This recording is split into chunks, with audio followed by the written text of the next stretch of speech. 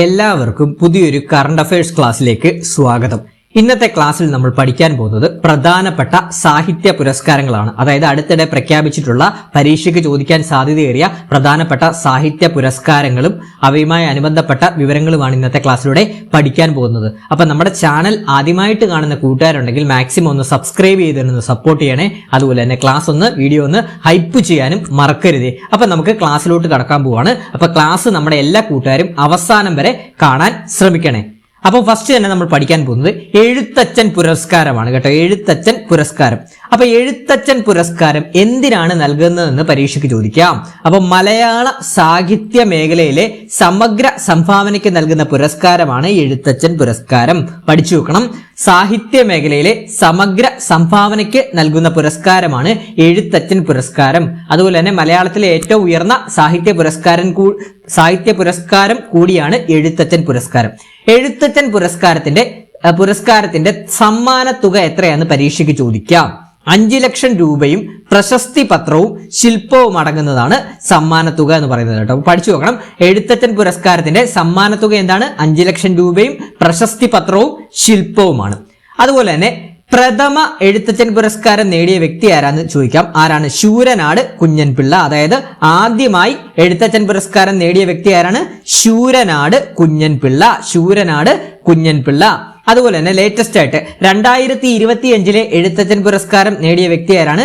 KG ശങ്കരപിള്ളയാണ്. Important ആണ്. ഇനി വരുന്ന പരീക്ഷകളിൽ ഒരു മാർക്ക് ഉറപ്പിക്കാം. അപ്പൊ എന്താണ്? 2025 എഴുത്തച്ഛൻ പുരസ്കാര ജേതാവ് ആരാണ്? KG ശങ്കരപിള്ളയാണ്. ഇദ്ദേഹം ഒരു കവിയാണ്. അപ്പൊ നമുക്ക് ഇദ്ദേഹത്തെ കുറിച്ച് കുറച്ച് റിലേറ്റഡ് ആയിട്ടുള്ള ഫാക്ട് അറിഞ്ഞിരിക്കണം. ചിലപ്പോൾ സ്റ്റേറ്റ്മെന്റ് ആയിട്ട് പരീക്ഷയ്ക്ക് ചോദിക്കാൻ സാധ്യതയുണ്ട്. അപ്പൊ ഈ KG ശങ്കരപിള്ള കവിയാന്ന് ഞാൻ പറഞ്ഞിരുന്നല്ലോ. അദ്ദേഹത്തിന്റെ KG ശങ്കരപിള്ളയുടെ കവിതകൾ എന്ന സമാഹാരത്തിന് കേരള കേന്ദ്ര സാഹിത്യ അക്കാദമി അവാർഡുകൾ അദ്ദേഹത്തിന് ലഭിച്ചിട്ടുണ്ട് കേട്ടോ. അപ്പൊ റിലേറ്റഡ് ആയിട്ടുള്ള പോയിന്റ് ആണ്.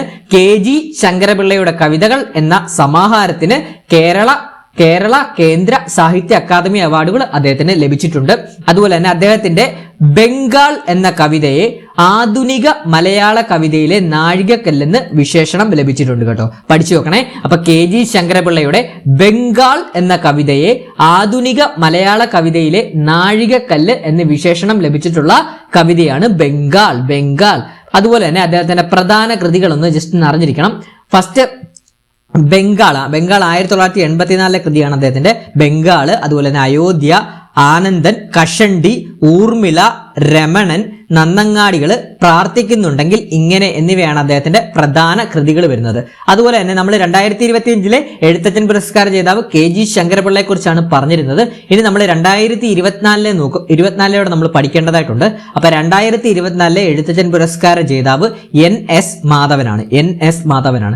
അദ്ദേഹത്തെ കുറിച്ച് പറയുമ്പോൾ അദ്ദേഹത്തിന്റെ പ്രധാന കഥാസമാഹാരങ്ങൾ ഒന്ന് പഠിച്ചിരിക്കണം.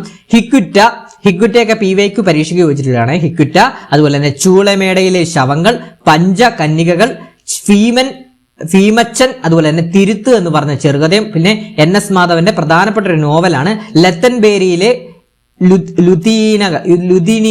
ലുദിനിയകൾ കേട്ടോ. അപ്പൊ പഠിച്ചു നോക്കണം. NS മാധവന്റെ പ്രധാനപ്പെട്ട നോവലാണ് ലത്തൻ ബത്തേരിയിലെ ലുത്തിനിയകൾ എന്ന് പറഞ്ഞ നോവൽ കേട്ടോ. അപ്പൊ ഞാൻ ഒന്നുകൂടെ പറയാം.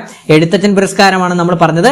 എഴുത്തച്ഛൻ പുരസ്കാരം 2025 എഴുത്തച്ഛൻ പുരസ്കാര ജേതാവ് KG ശങ്കരപിള്ളയാണ്. അദ്ദേഹം കവിയാണ്.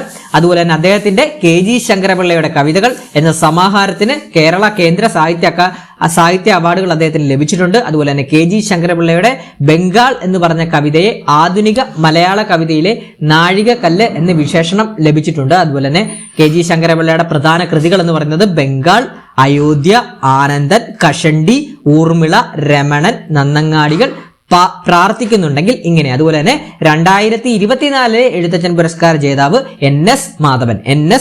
അദ്ദേഹത്തിന്റെ പ്രധാന കഥാസമാഹാരങ്ങൾ അറിഞ്ഞിരിക്കുക. ഹിക്കുറ്റ, ചൂളമേടയിലെ ശവങ്ങൾ, പഞ്ചകന്യകകൾ, അതുപോലെ തന്നെ ഭീമച്ചൻ, തിരുത്ത്, അതുപോലെ തന്നെ നോവൽ ഏതാണ്? ലത്തൻ ബത്തേരിയിലെ ലുത്തീനിയകൾ എന്നിവയാണ് അദ്ദേഹത്തിന്റെ പ്രധാനപ്പെട്ട കഥാസമാഹാരങ്ങളും നോവലുമായിട്ട് വരുന്നത്. അപ്പൊ പഠിച്ചു നോക്കണം. മെയിനായിട്ട് അറിഞ്ഞിരിക്കേണ്ടത് എന്താണ്? KG ശങ്കരപിള്ളയെ കുറിച്ചാണ്. അതുപോലെ തന്നെ NS മാധവനെ കുറിച്ചും അറിഞ്ഞിരിക്കേണ്ടതായിട്ടുണ്ട്. ഇനി നമുക്ക് അടുത്ത അവാർഡിലോട്ട് പോവാം. അടുത്ത പ്രധാനപ്പെട്ട മലയാള സാഹിത്യത്തിലെ അവാർഡാണ് വയലാർ അവാർഡ് കേട്ടോ. വയലാർ അവാർഡ് പുരസ്കാര തുക എത്രയാണെന്ന് പരീക്ഷയ്ക്ക് ചോദിക്കാം. 1 ലക്ഷം രൂപയാണ് കേട്ടോ. അപ്പോൾ വയലാർ അവാർഡ് പുരസ്കാര തുക എത്രയാണ്? 1,00,000 രൂപയാണ്. 1,00,000 രൂപയാണ്. അതുപോലെ തന്നെ പ്രഥമ വയലാർ അവാർഡ് ജേതാവ് ആരാന്ന് പരീക്ഷയ്ക്ക് ചോദിക്കാം. ലളിതാംബിക അന്തർജനമാണ് കേട്ടോ. പ്രഥമ വയലാർ അവാർഡ് ജേതാവ് ആരാണ്? ലളിതാംബിക അന്തർജനം. കൃതി ഏതാന്ന് പരീക്ഷയ്ക്ക് ചോദിക്കാം. അഗ്നിസാക്ഷിയാണ് കേട്ടോ. അഗ്നിസാക്ഷിയാണ്. അപ്പം വളരെ ഇമ്പോർട്ടന്റ് ആയിട്ട് പഠിച്ചിരിക്കേണ്ടത് പ്രഥമ വയലാർ അവാർഡ് ജേതാവാരാണ്? ലളിതാംബിക അന്തർജനം. അവരുടെ കൃതി ഏതായിരുന്നു? ആ അവാർഡ് ലഭിക്കാൻ ഇടയായ കൃതിയാണ് അഗ്നിസാക്ഷി. അഗ്നിസാക്ഷി. അപ്പം ലേറ്റസ്റ്റ് ആയിട്ട് പഠിക്കേണ്ടതാണ്. 2025 വയലാർ അവാർഡ് ജേതാവാരാണ്? സന്തോഷ് കുമാർ. കൃതി ഏതാണ്? തപോമയുടെ അച്ഛൻ കേട്ടോ. വളരെ ഇമ്പോർട്ടന്റ് ആണ്. സ്ഥിരമായിട്ട് പരീക്ഷയ്ക്ക് ലേറ്റസ്റ്റ് ആയിട്ട് നടക്കുന്ന പരീക്ഷകളിൽ ചോദിക്കുന്ന ഒരു ചോദ്യമാണ്.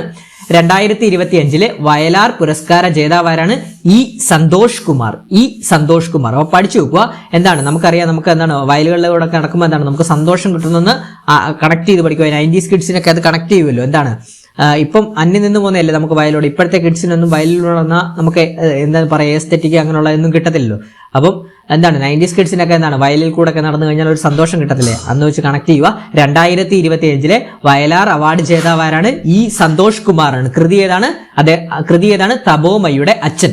അതുപോലെ തന്നെ ഇദ്ദേഹത്തെ കുറിച്ച് ജസ്റ്റ് നമ്മൾ അറിഞ്ഞിരിക്കേണ്ടതായിട്ടുണ്ട്. സന്തോഷ് കുമാറിനെ കുറിച്ച് 2012 മികച്ച നോവലിനുള്ള കേരള സാഹിത്യ അക്കാദമി പുരസ്കാരം നേടിയ സന്തോഷ് കുമാറിന്റെ നോവലാണ് അന്ധകാരനാഴി കേട്ടോ. അന്ധകാരനാഴി. അപ്പൊ പഠിച്ചു നോക്കുക. 2012 മികച്ച നോവലിനുള്ള കേരള സാഹിത്യ അക്കാദമി പുരസ്കാരം നേടിയ സന്തോഷ് കുമാറിന്റെ നോവലാണ് അന്ധകാരനാഴി. അതുപോലെ തന്നെ 2006 അദ്ദേഹത്തിന് കേരള സാഹിത്യ അക്കാദമി ചെറുകഥാ സമാഹാരം ലഭിച്ചു. ഏതാണ് ചെറുകഥ ലഭിക്കാൻ കാരണമായ സമാഹാരമാണ് ചാവുകളി കേട്ടോ. അപ്പൊ 2006 സന്തോഷ് കുമാറിന് കേരള സാഹിത്യ അക്കാദമി ചെറുകഥാ സമാഹാരത്തിനുള്ള പുരസ്കാരം ലഭിച്ചു. കൃതി ഏതാണ്? ചാവുകളി. അതുപോലെ തന്നെ 2024 വയലാർ അവാർഡ് ജേതാവാരാണ്? അശോകൻ ചരുവിലാണ് കേട്ടോ. 2024 വയലാർ പുരസ്കാര ജേതാവാരാണ്? അശോകൻ ചരുവിലാണ്. കൃതി ഏതാണ്? കാട്ടൂർ കടവാണ് കേട്ടോ. കാട്ടൂർ കടവാണ്. അപ്പൊ ഞാൻ ഒന്നുകൂടെ പറയാം.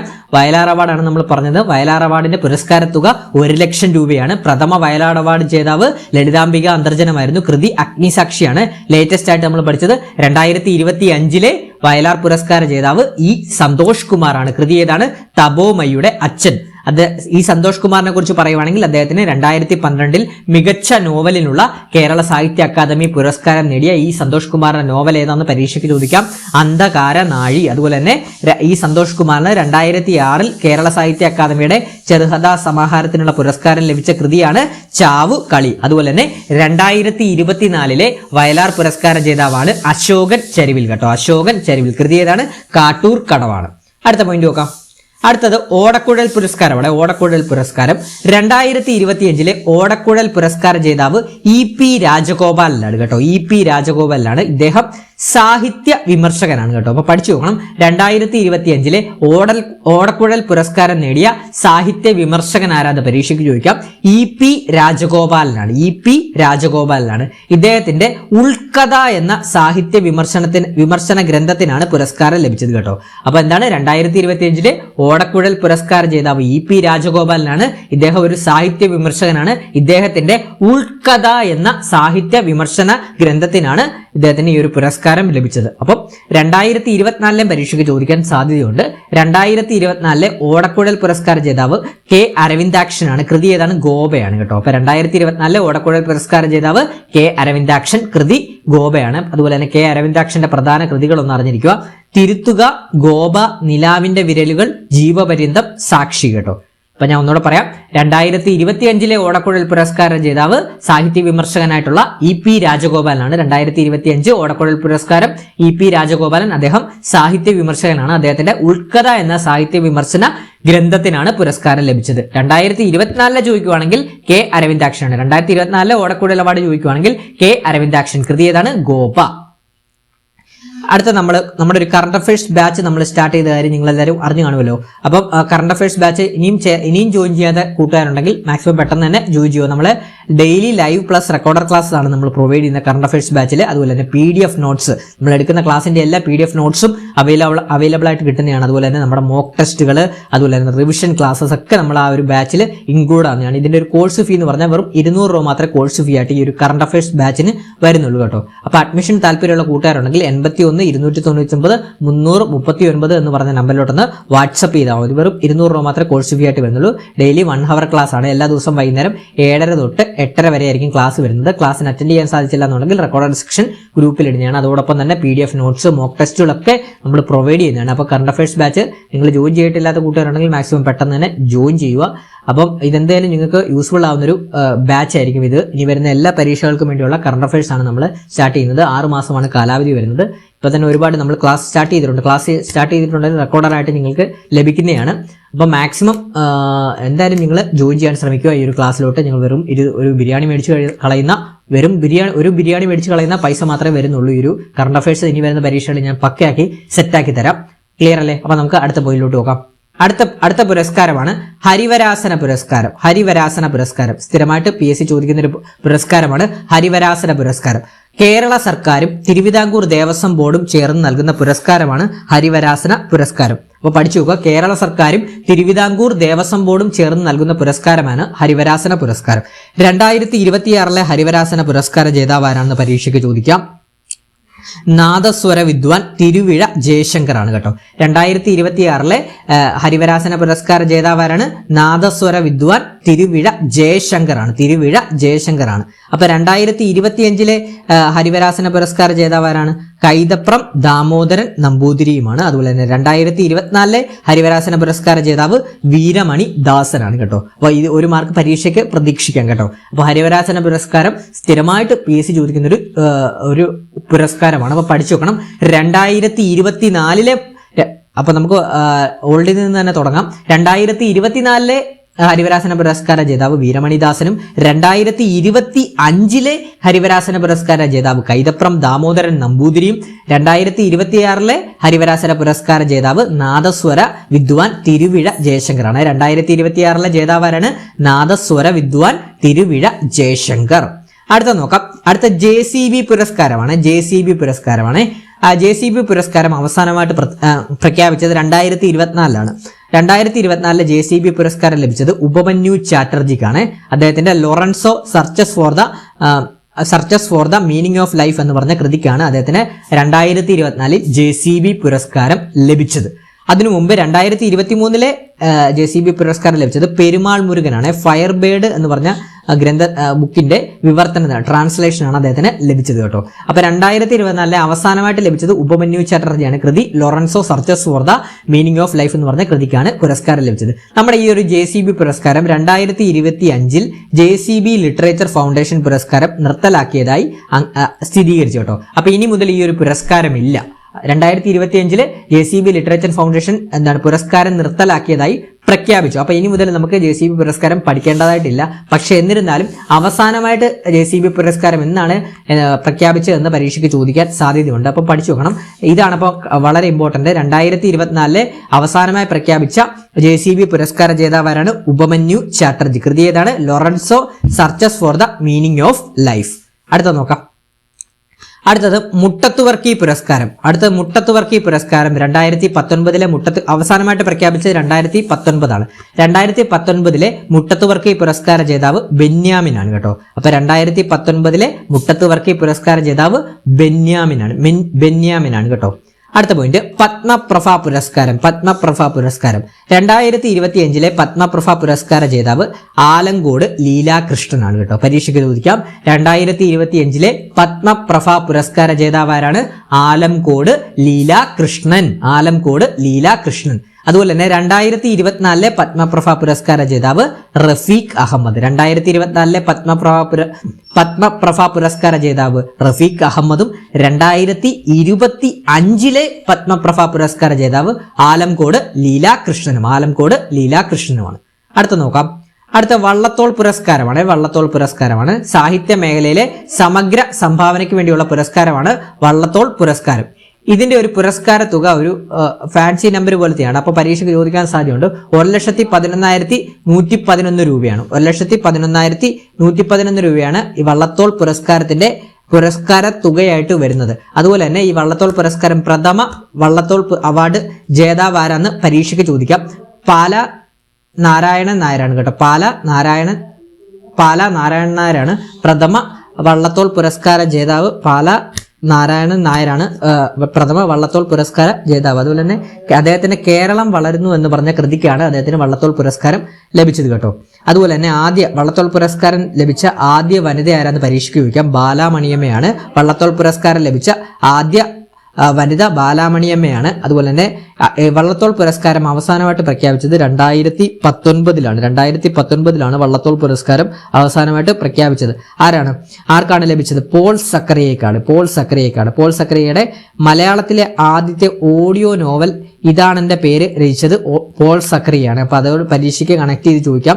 മലയാളത്തിലെ ആദ്യത്തെ ഓഡിയോ നോവൽ ഇതാണ് എന്റെ പേര് രചിച്ചത് ആരാന്ന് പരീക്ഷയ്ക്ക് ചോദിക്കാം. പോൾ സക്കറിയാണ്. അപ്പൊ പഠിച്ചു നോക്കണം. 2019 വള്ളത്തോൾ പുരസ്കാര ജേതാവാരാണ്? പോൾ സക്കറിയാണ് കേട്ടോ. പോൾ സക്കറിയാണ്. അപ്പൊ അദ്ദേഹത്തിനെ കുറിച്ച് പറയുവാണെങ്കിൽ ഭാസ്കര പട്ടേലും എന്റെ ജീവിതവും ഒരിടത്ത് എന്ന് പറഞ്ഞ കൃതികളൊക്കെ അദ്ദേഹത്തിന്റെയാണ്. ഈ പോൾ സക്കറിയുടെയാണ്. അടുത്ത് നോക്കാം. അടുത്ത തകഴി പുരസ്കാരമാണ്. തകഴി പുരസ്കാരത്തിന്റെ പുരസ്കാര തുക എന്ന് പറയുന്നത് 50,000 രൂപയാണ്. തകഴി പുരസ്കാരത്തിന്റെ പുരസ്കാര തുക 50,000 രൂപയാണ്. അതുപോലെ തന്നെ 2024 തകഴി പുരസ്കാര ജേതാവ് MK സാനുവാണ്. 2024 തകഴി പുരസ്കാര ജേതാവാരാണ്?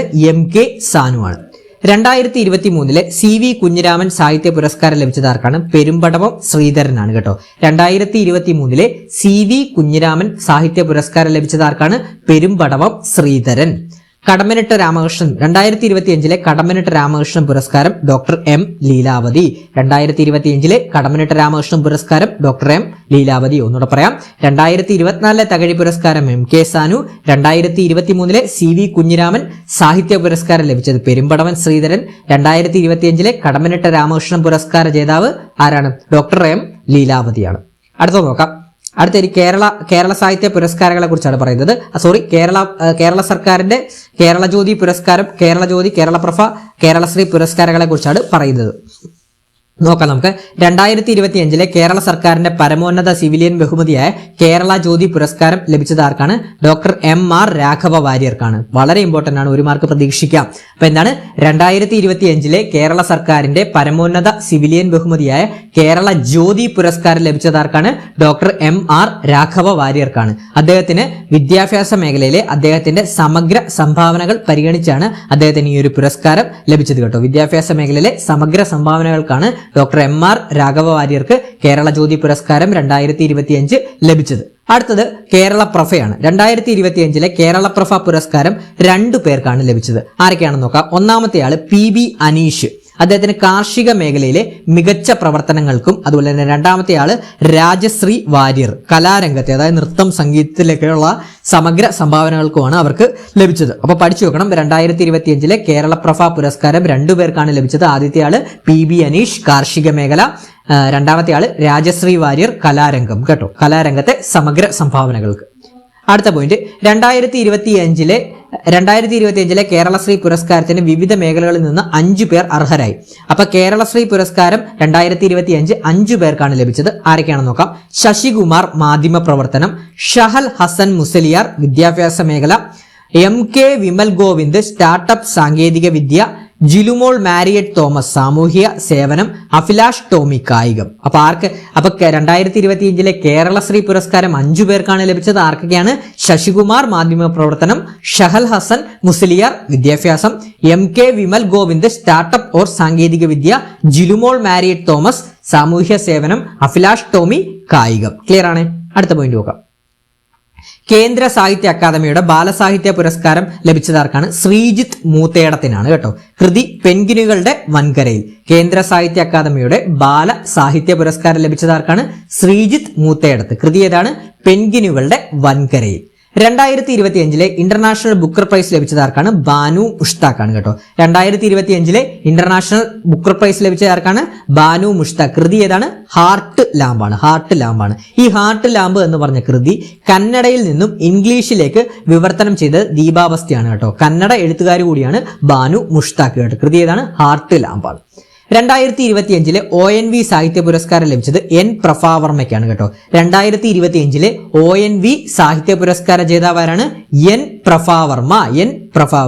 അടുത്ത പോയിന്റ്, 2025 71ാമത് നെഹ്റു ട്രോഫി വള്ളംകളി ജേതാക്കൾ വിയ്യപുരം ചുണ്ടനാണ് കേട്ടോ. 2025 71ാമത് നെഹ്റു ട്രോഫി വള്ളംകളി ജേതാക്കൾ ആരാണ്? വിയ്യപുരം ചുണ്ടനാണ്.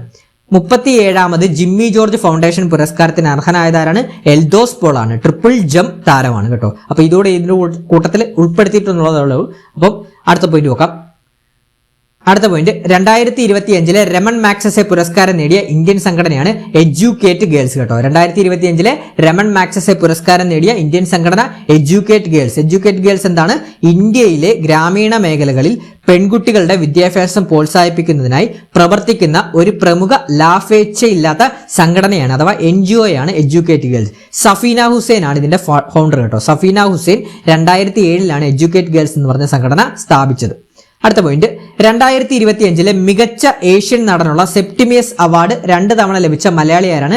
ടൊവിനോ തോമസ് ആണ്. 2025 മികച്ച ഏഷ്യൻ നടനുള്ള സെപ്റ്റിമിയസ് അവാർഡ് 2 തവണ ലഭിച്ച മലയാളി നടനാരാണ്? ടൊവിനോ തോമസ് ആണ്. അദ്ദേഹത്തിന് 2025 നരിവേട്ട എന്ന് പറഞ്ഞ ചിത്രത്തിനും അതുപോലെ തന്നെ 2023 അദ്ദേഹത്തിന്റെ 2018 എന്ന് പറഞ്ഞ ചിത്രയ്ക്കുമാണ് ലഭിച്ചത് കേട്ടോ അവാർഡിന്. അടുത്ത പോയിന്റ് 2023 ദാദാ സാഹേബ് ഫാൽക്കെ പുരസ്കാരത്തിന് അർഹനായ മലയാളിയാരാണ്? മോഹൻലാലാണ്. 2023 ദാദാ സാഹേബ് ഫാൽക്കെ പുരസ്കാരത്തിന് അർഹനായ മലയാളി മോഹൻലാലാണ്. ഈ അവാർഡ് ലഭിക്കുന്ന 2ാമത്തെ മലയാളി കൂടിയാണ് മോഹൻലാൽ കേട്ടോ. ദാദാ സാഹേബ് ഫാൽക്കെ പുരസ്കാരത്തിന് അർഹനായ മോഹൻലാലിനെ ആദരിക്കാൻ സംസ്ഥാന സർക്കാർ സംഘടിപ്പിച്ച പ്രത്യേക പരിപാടിയാണ് മലയാളം വാനോളം. അപ്പൊ ഇത്രയുമാണ് നമ്മുടെ ഇന്നത്തെ ഒരു ക്ലാസ് പോയിന്റ് വരുന്നത്. അപ്പൊ നമുക്ക് അടുത്തൊരു ക്ലാസ്സിലോട്ട് കാണാം. അപ്പൊ ക്ലാസ് ഇഷ്ടപ്പെട്ടിട്ടുണ്ടെങ്കിൽ ലൈക്ക് ചെയ്യാനും സബ്സ്ക്രൈബ് ചെയ്യാനും മറക്കരുത്. Thank you.